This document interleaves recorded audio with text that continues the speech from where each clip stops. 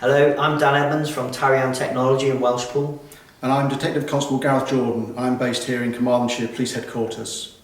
And today we're going to be talking about cyber security and, more importantly, who is responsible within your company.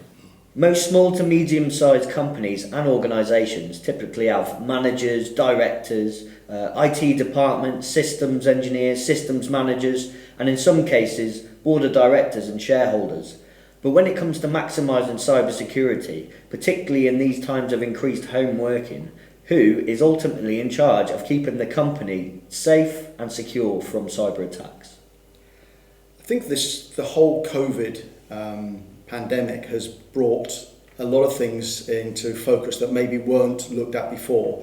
And certainly the home working aspect has made people think, oh, our employees are now at home, we're in a far greater security threat scenario, and what could we have done before, and start thinking about, oh, we should have prepared them a little bit better, we're now really worried, will our systems work properly?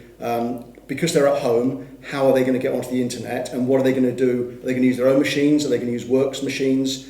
Are there such things as virtual private networks that we've set up so they can get back into our systems, or are they robust enough? And if they have an IT problem, what do they do as well? Those are the sorts of things that need to be thought of. And I think that most of the time when you look at any company, their first thought will be, it's IT's lookout. IT, that's what we employ them for, therefore they will be in charge of it. And I think it's a little bit like saying, well, actually at home, who is in charge of paying the bills? Who is in charge of locking the doors? Who is in charge of making sure that everything is clean, that the food is ready or supplied, or that the cooker's working? And it comes down to the fact that actually we're all responsible for every part of our own cyber security. IT is purely there to support our usage of the equipment, whereas a user is the item or thing that will cause the most problems. So although we might curse and cuss at the particular laptop or whatever else we've got, normally it's the user that is going to be the weak point in any cyber security system. And there's a saying that basically the problem exists between the keyboard and the chair. And that's a well-known IT phrase, and basically it's true.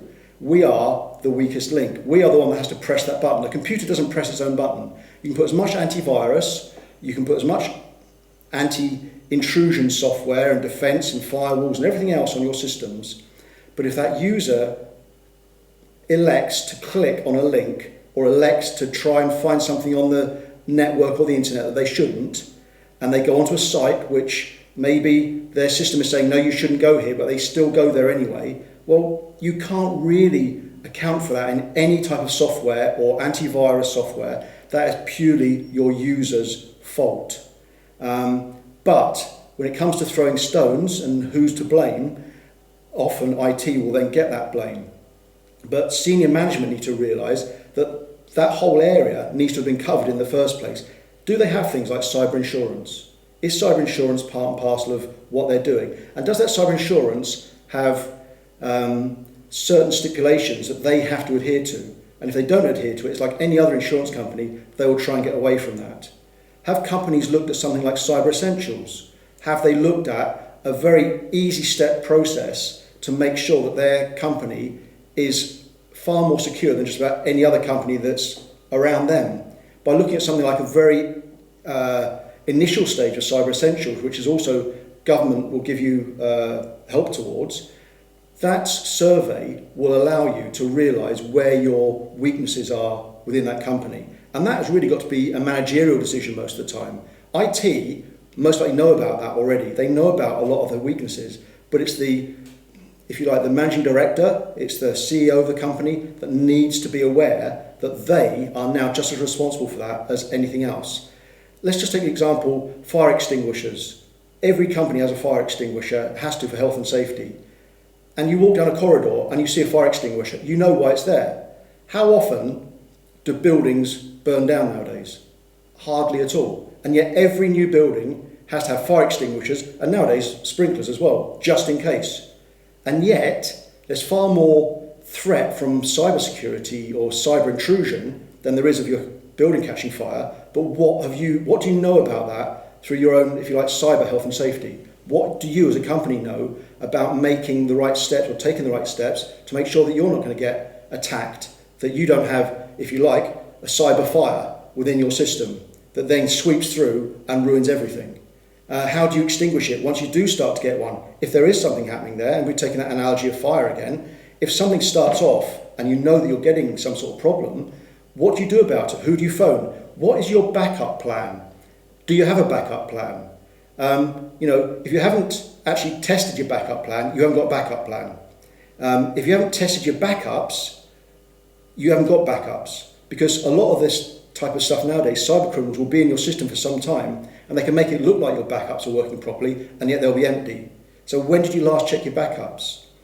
What's your liability? That's the other part.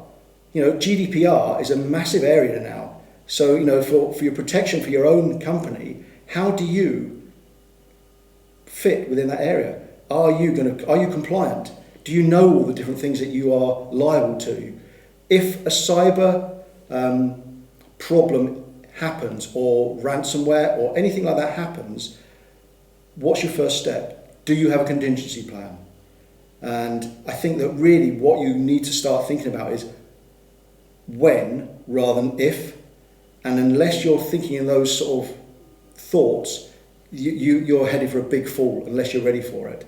And I think that simple things such as getting your staff into some sort of cyber learning areas, give them half an hour a week and they can top up on some of these sorts of areas. There's some really good websites out there, Get Safe Online, Take 5. Look to your own police force. Powys will actually come and do protect inputs within companies. So think about it. There's a lot out there that will help you, and maybe you are going to have to allow your staff half an hour a week maybe, to keep up to date, but that could save you a fortune in the future.